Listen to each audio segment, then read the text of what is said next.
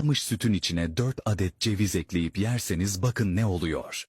O sorunun tek kurtarıcısıymış. Evde süt kaynatırken cezvenin içine mutlaka 2-3 tane ceviz için atmalısınız. Ceviz ve süt ikilisinin etkilerini öğrendikten sonra çok şaşıracaksınız.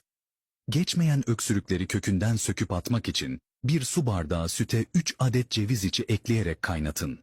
Bu tarif öksürüğü anında kesecek, herkese şifa olsun. Bu tarz videolar için takip et, paylaş, beğen, yoruma